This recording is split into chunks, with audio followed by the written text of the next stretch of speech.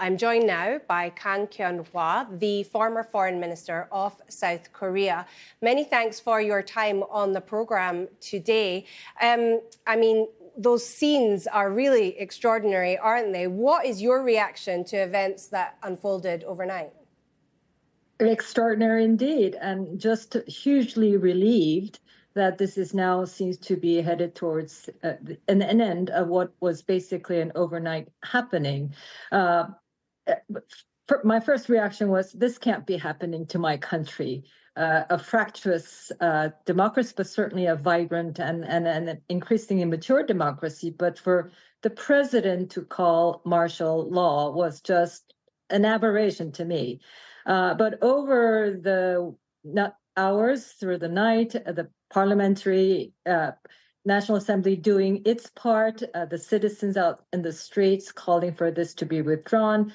And I have to say, at the end, it demonstrated that the democracy in my country is strong and resilient. What would you like to see happen in the days and weeks ahead? That is the big question. I think what is going to happen with the president, who really took this dramatic political gamble and basically failed.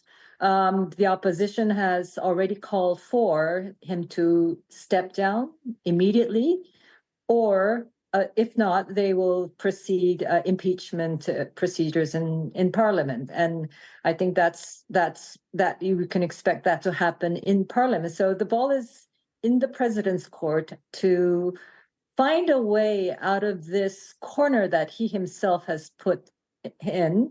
But looking at this from the outside and wanting very much for this crisis to become an opportunity for further maturity of our democracy, for that to be certainly lawful, but also civilized and in a dignified manner that is befitting of the office that he occupies. It was an incredibly bold move. Why do you think the president did this? Well, his was increasingly unpopular for the way he has dealt with the problems that have been raised with his own conduct and the conduct of the First Lady.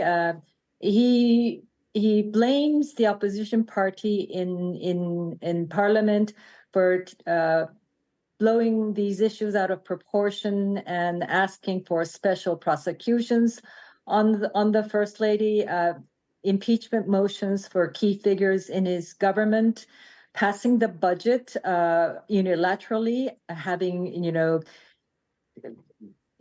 taken all the budget lines items from the presidential own activities, and these are the surface level issues that he I think was what was putting him into a corner. But when you read his statement, when you listen to his statement declaring martial law, he says there are anti-state forces, North Korea communist forces, North Korea sympathizers who are scheming to overthrow the system of governance in South Korea. And that is completely out of touch with reality of what the country is going through at this point. So it's just indicated how he seems to have created this understanding in a way that's completely detached from reality.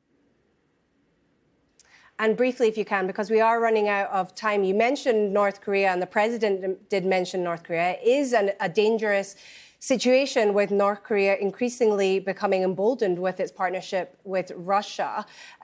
What do you expect in that respect? Well, so far, I'm sure the authorities are watching things very carefully, but so far, they've not detected any unusual movement in North Korea.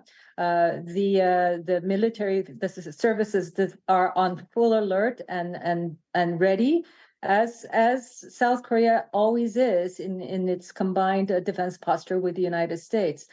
So yes, but North Korea is a constant threat element that the country always watches very closely and is prepared to deal with any contingencies. But you're also right that it is increasingly emboldened by the newfound security pact with Russia.